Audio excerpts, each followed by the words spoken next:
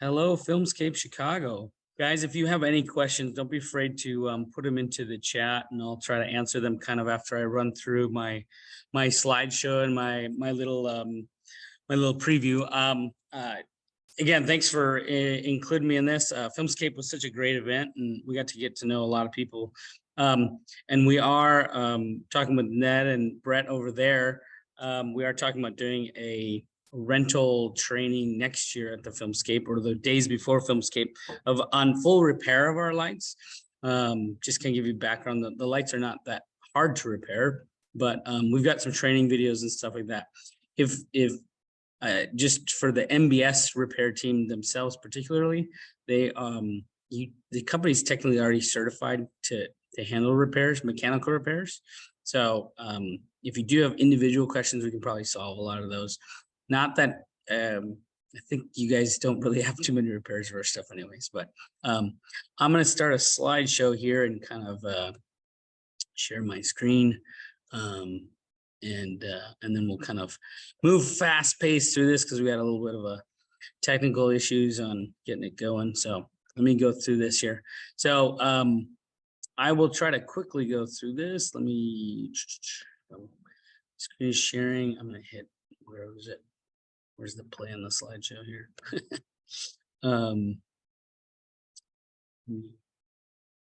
There we go. All right. So just quickly running through this.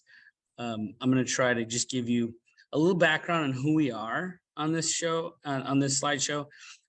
We call it hands-on training. Obviously, I'm traveling right now. I'm in Vancouver, visiting people here. I'm normally based in LA. I did come out to the Filmscape show, and it was fantastic. But I kind of travel around to do the sort of song and dance of our lights and kind of show them off. So, and then we'll go into some finer details. I'll try to do my best I can. I'm going through the finer details on this, and on the expanded overview. It's a little challenging. We like to do the hands-on where we actually have, like at some of the union houses and stuff like that, we'll do hands-on and we'll train people on there. And give them each time to go through the menu systems, but you'll see kind of going through this. So we'll get started. So basically, Fiilex was established in, it was 2013, not 2014. We're 10 years old this year. Got to fix the slideshow. And then the parent company actually started back in 1986. So the parent company's a fiber optics technology company, and then they expanded from fiber optics into LEDs. And they developed the LED, our core technology is called the dense matrix LED, back in 2007, and then started developing products around the LED. So a lot of people just take whatever's off the shelf and try to develop something. We actually made the technology ourselves. It's given us some unique advantages in the hard light source sort of world. And if you kind of look at some of our old history, we've got some old fixtures that were the original from like about 8 to 10 years ago, was the P180, P360, Q5, and Q1000. And then the original matrix were kind of the all tunable white lights series. So if you see any of those are just tunable white. So like basically, I think they were, 2,800 to 6,500 Kelvin, maybe 7,000 Kelvin, something around there. And then we came up with our first color light was the RGBW matrix.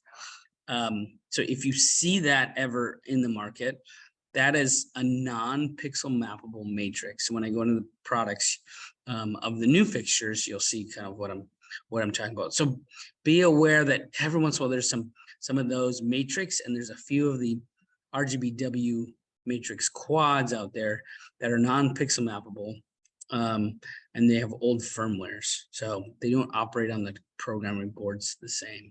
You don't see them too often, but there are a couple of places that do have them, and just kind of like, it's kind of like put the awareness out there. There is one other light that's an older one that's called the Q8 Travel, which was a tunable white light as well. It's very similar to the Q1000, but with an 8-inch Fresnel lens. So we just want you to be aware of those. It's the only thing is because of the older firmwares and things like that, and they don't operate on the programmable boards the same. We've tried to swap them out and upgrade people over the years. So there's probably a few amount out there. And then we'll go over the new lights in the next slide of the color series. So all the all the color series have the designation of color. And in this, so we've got P3 color, Q5 color, Q8 color, Q10 color, matrix color, and now the new G3 color and the Q3 color. So those are the two new ones.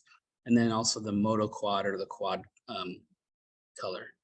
So as we go through that, I just want you guys to kind of understand everything under the color series. The unique part about that is they have the same exact color profile.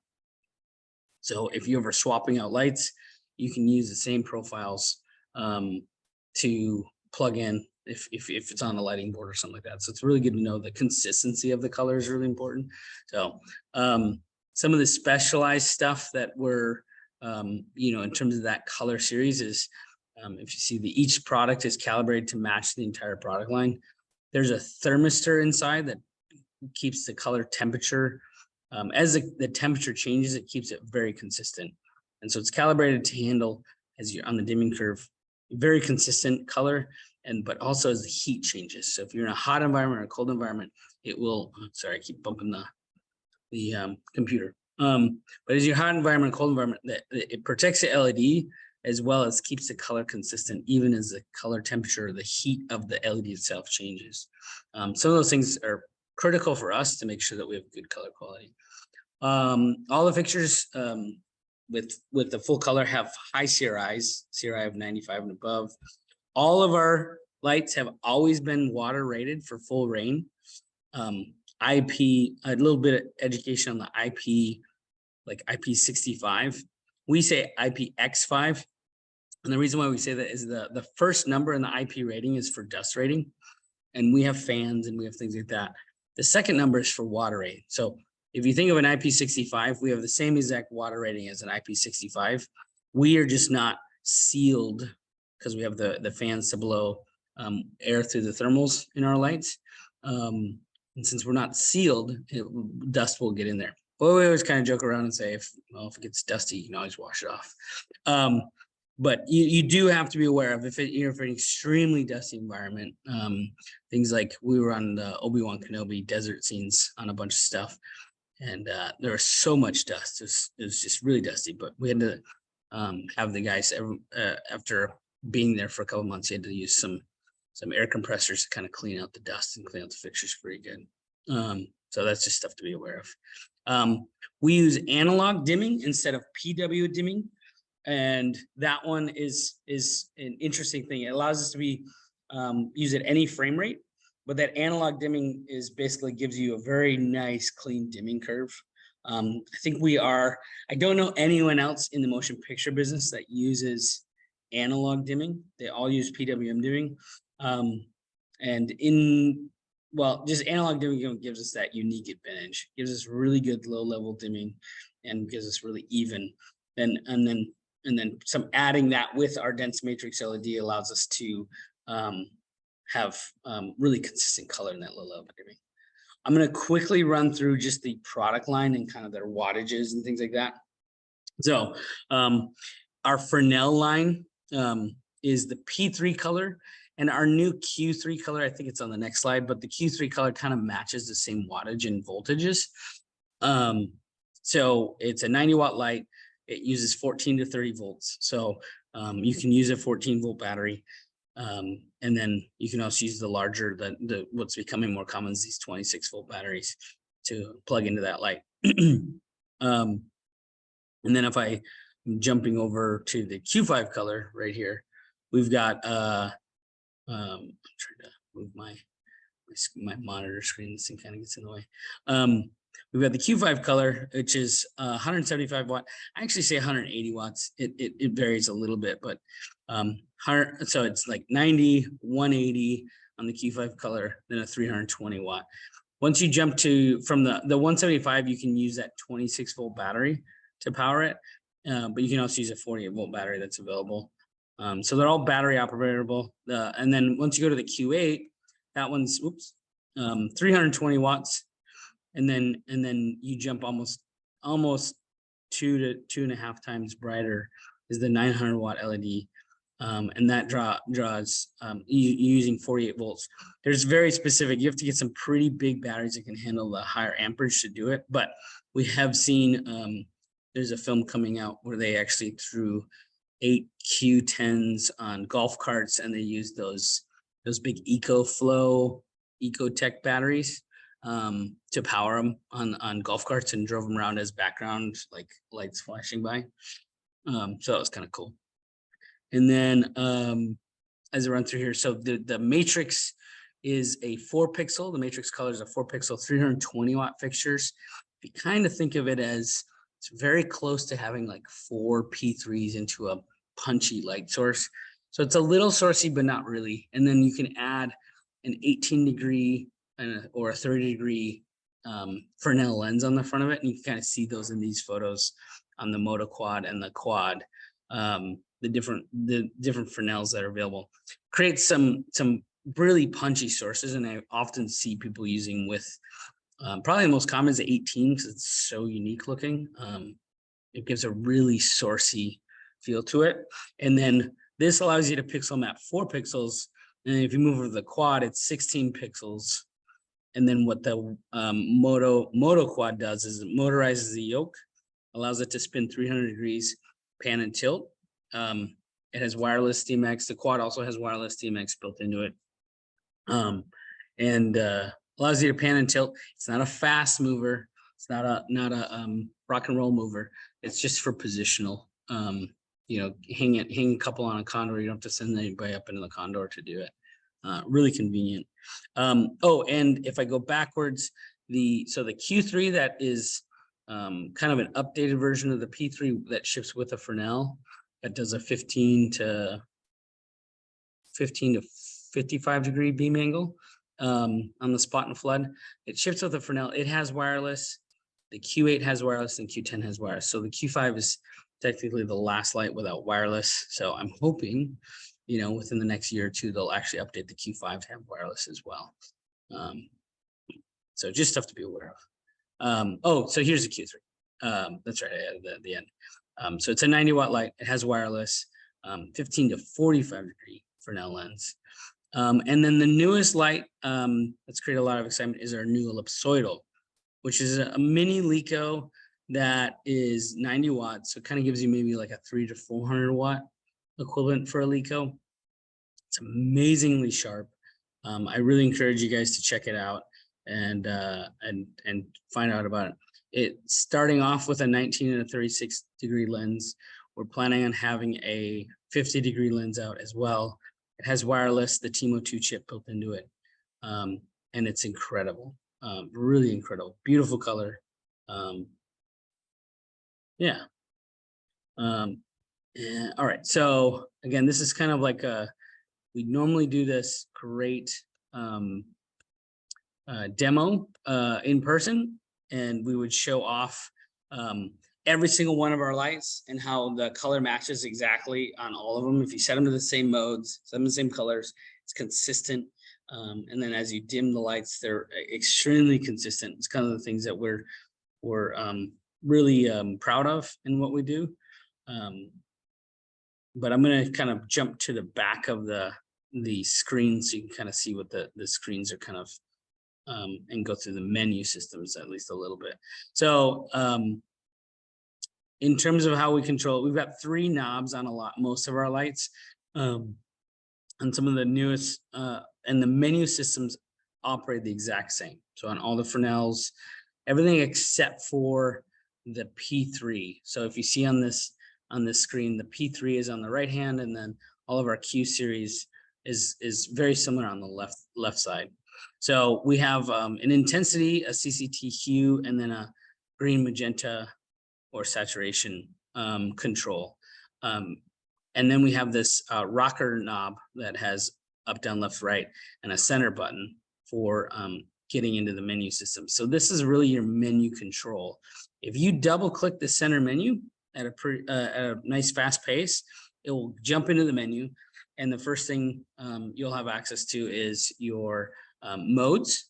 And on the bottom of your modes, I'll show you in another screen, but in the bottom of your modes, you have the view of what bit you're in, as well as the view of how many channels you're going to be using. And so you can kind of see like, oh, as you move around, if you go to 16-bit, suddenly all the channels double. But what you are like, if you're in CCT mode, you have additional channels. Some of those channels are control fan speed. So you have an option to go to silent and off on the fan speed, as well as auto or high. Usually the factory base is usually auto, but if you go to silent, it will, unless you're in extremely hot environments, that's you're usually not going to overheat the light.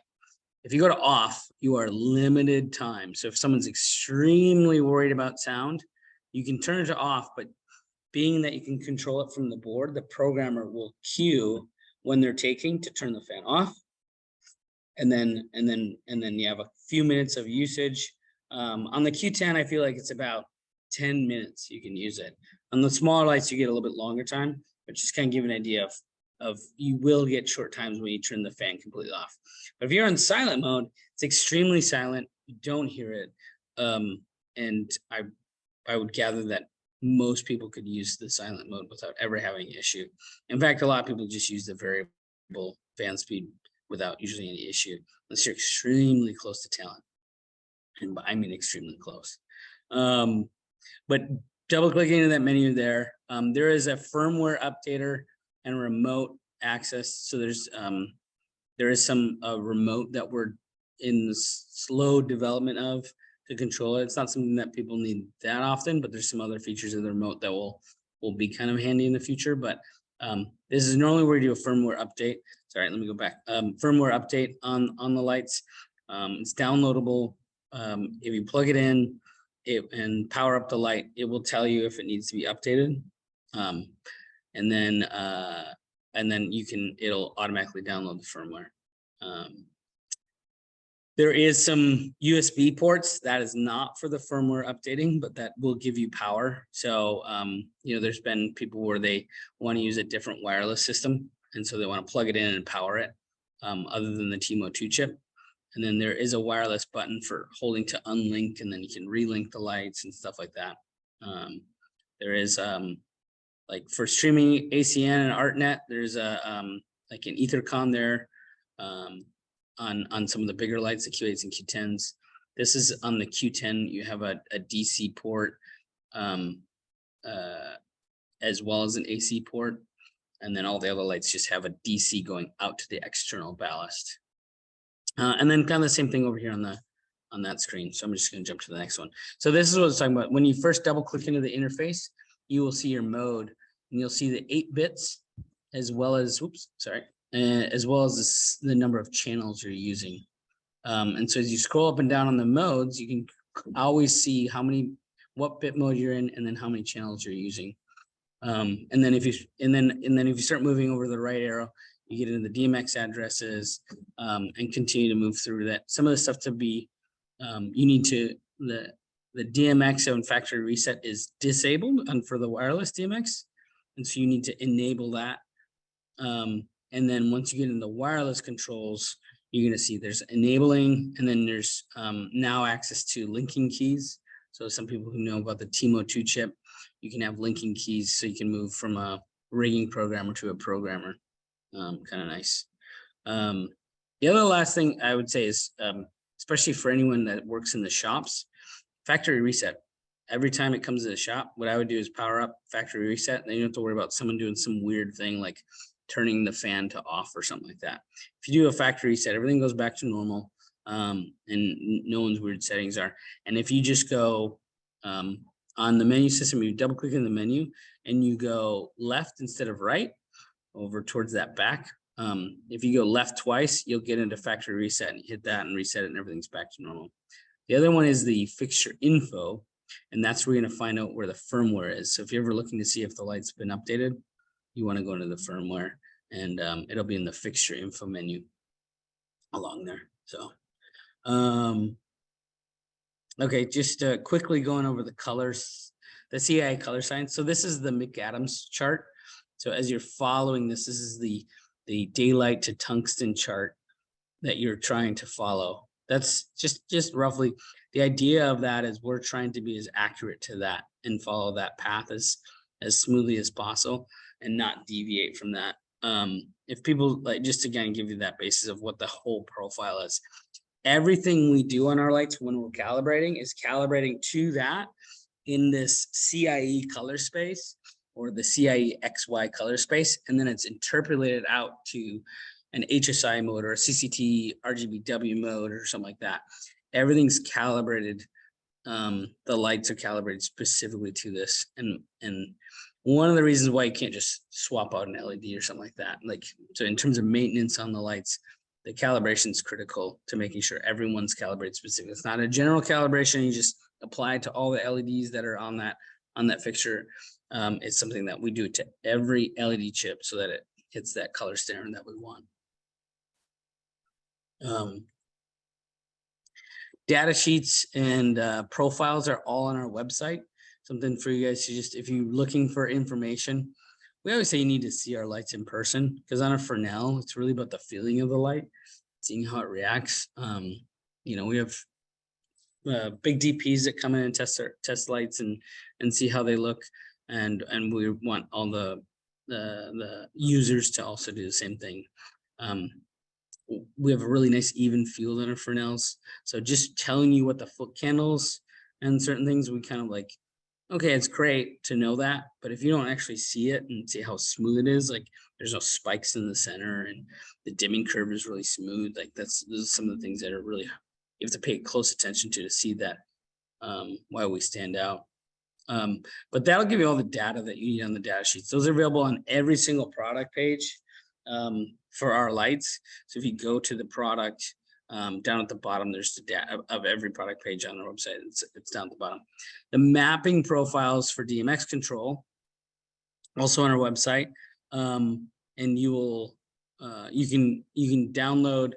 Some of them are made for specific boards, and you can download those, or there's just a general one that you can build your own profiles.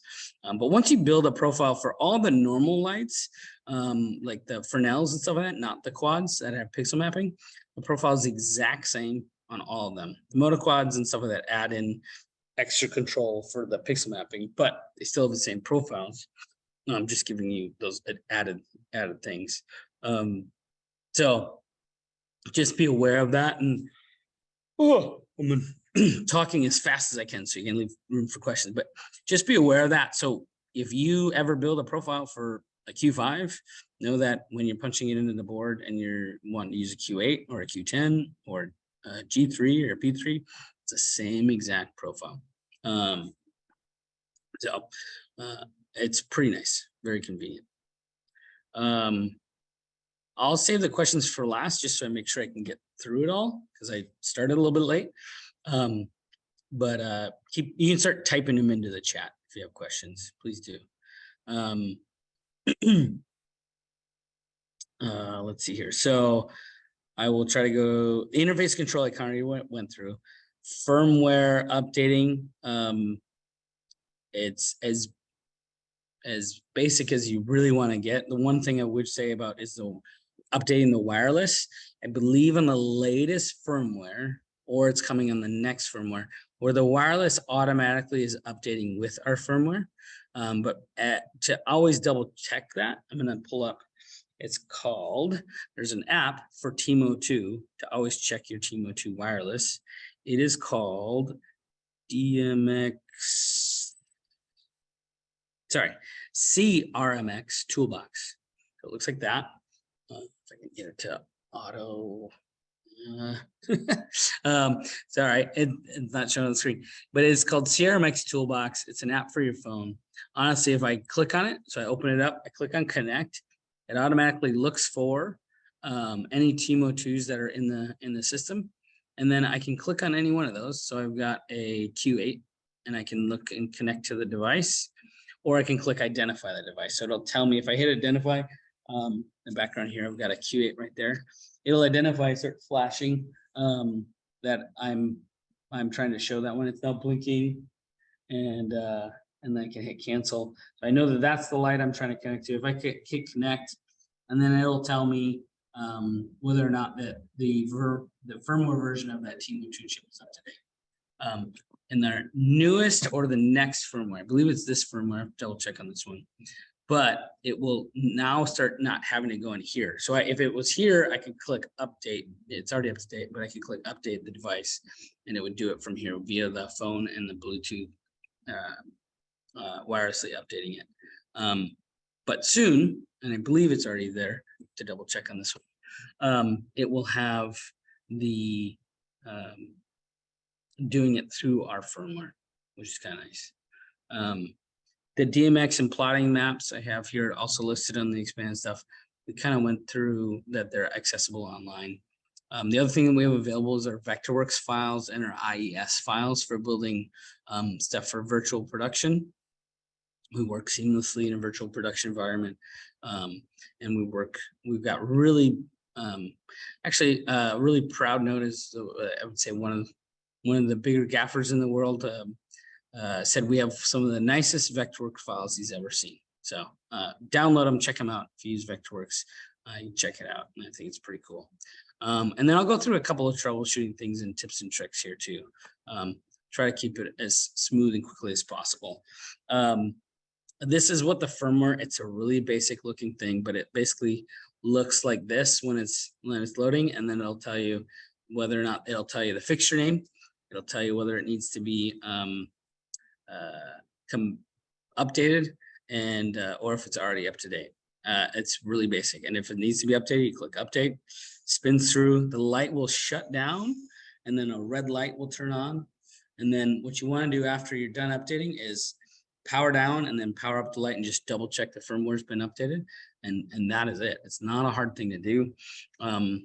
We now work on Apple. We used to be on Windows 10 only, and so now you have an Apple version of the firmware updater as well as a Windows firmware version. If there's any issues with updating, you can always contact our service team or anyone out there and start asking questions under Fiilex@Fiilex.com. So, but it is really simple.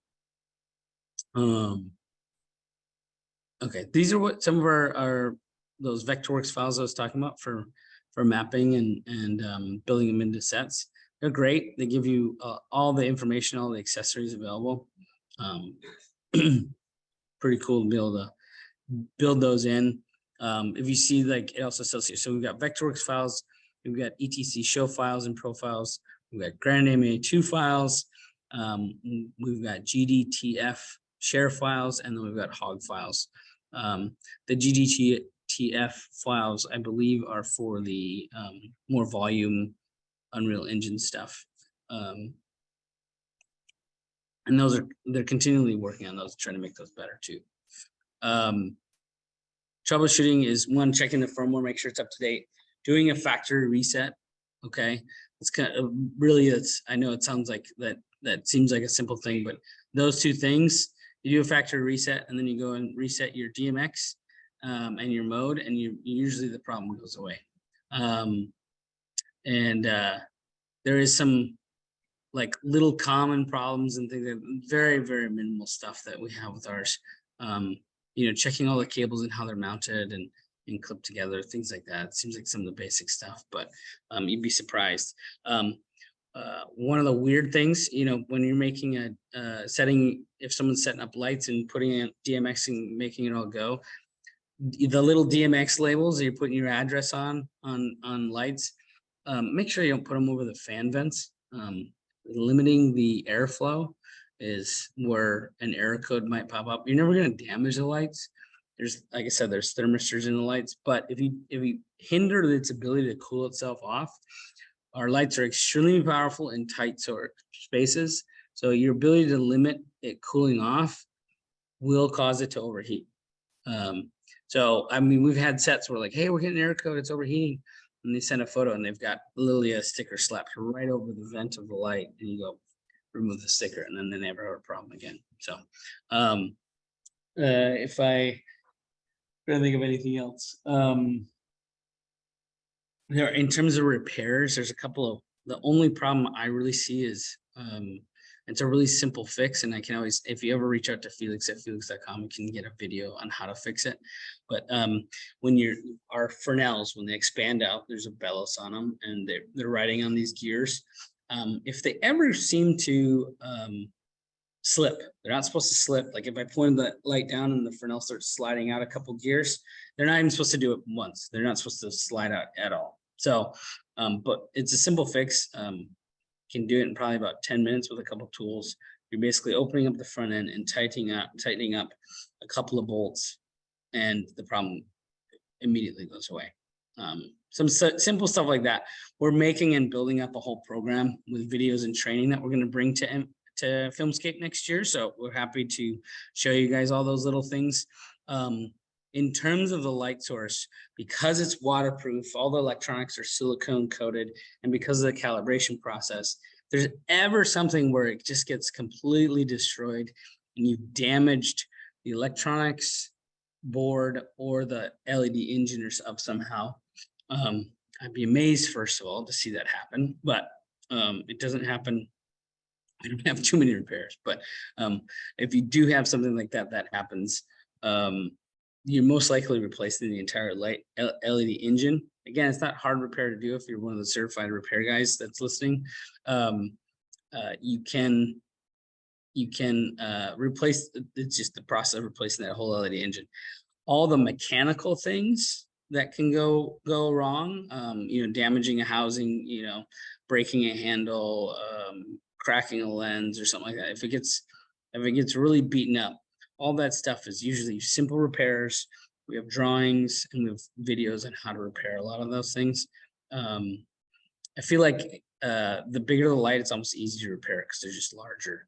But when you get down to the smaller ones, they're smaller screws, and takes a little bit more time, but still most repairs are anywhere from 10 to 30 minutes at most. So we're happy to work with, I know a lot of you got different people work for rental houses that are on. We're happy to work with anyone, make it easy for you instead of shipping stuff back and forth and whatnot. So you can write that down, the email Fiilex at Fiilex.com. It goes to a whole slew of people that handle our rentals and repairs.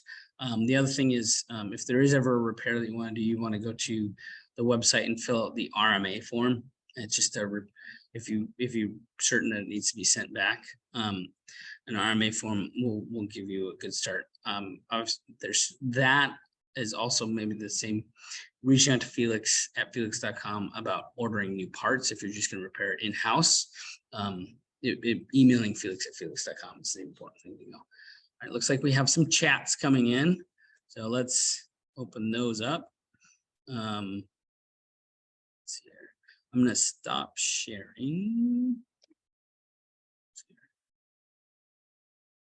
And then I'm going to open up the chat. And there we go. Okay.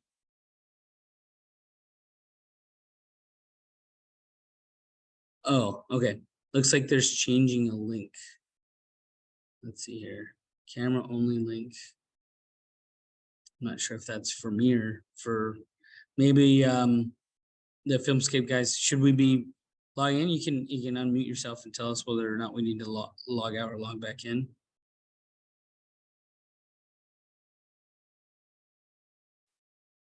And is there any other questions? I can see that there's a lot of participants here.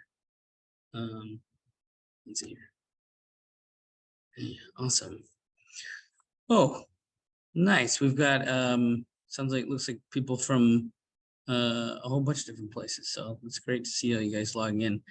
I'm in Vancouver visiting some of these places too. So really happy to see all these people logged in.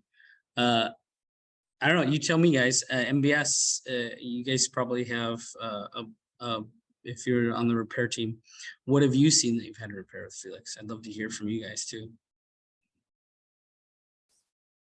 I think the Atlanta guys were joking, like when I visited them, saying like they almost got to open up a light and then they did a factory reset and it worked fine.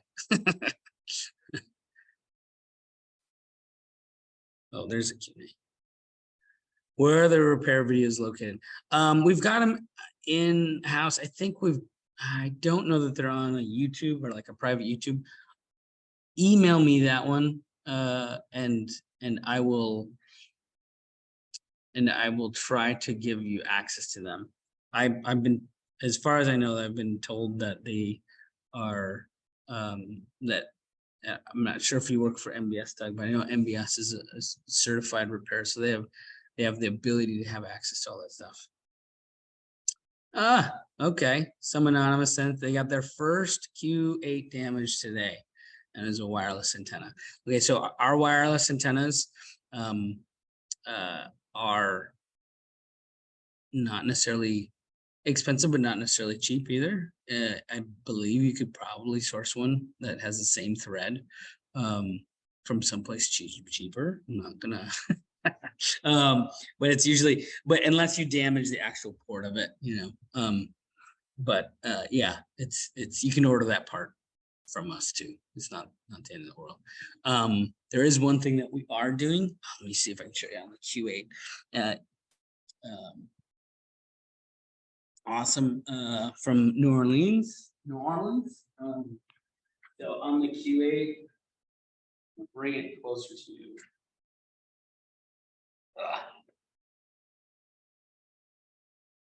So when you're asking for that part, we've now added, we've made this little holder for the wireless to kind of to protect it.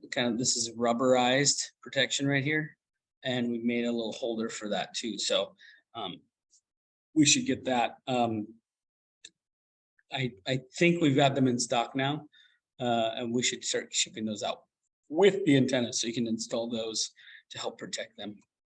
These do unscrew usually pretty easily, but yeah. We are out of date from where are they? Sometimes need to downgrade. You need to email into Fiilex at fiilex.com and ask for that. I'd love to know why you want to downgrade. I'm curious as to why that might be. I mean, I know that there's certain scenarios of, well, the guys on set are using that certain firmware or something like that, and they don't want to update theirs. But yeah, that would be a good question to email into if you know which firmware you want to have access to. Fiilex, you can do that on the firmware downloader. Like if you want, it'll ask you on the firmware downloader if you want to choose a specific one instead of just updating to the newest. The other thing is, if you ever hear of a problem with firmware, we're actually really receptive to making changes, even from some of the little things. So one of the things on the newest firmware that's either coming out or is out, to look at which version it is, the speed of our push button for getting into the menu was just a little bit, you had to click it super fast. Let's just put it that way. So then they slowed that down just a few milliseconds in terms of this. If I go into here, into this menu system, to just double click this. So to get into that menu system, oh, sorry, you can see that. So let me go back. So to click into the menu system, I've got to double click that button, right? That speed, someone had brought up like, hey, that's just a little too fast. Can you slow that down just a little bit so I can click a little bit slower? That made the biggest difference in the world to make that happen. And that was, someone made the suggestion at Filmscape Chicago, actually, and they've already put out the new firmware with that. So we actually do listen to those firmware adjustments and suggestions, and we do make changes, and we try to make changes that make total sense, and try to make that happen. Any other questions? Let's see. Let's see here. And Doug, yeah, I'll take down your email. If you guys ever want to reach out to me too, I'm the rep I make sure lining up demos for any of your clients too. Don't be afraid to ask.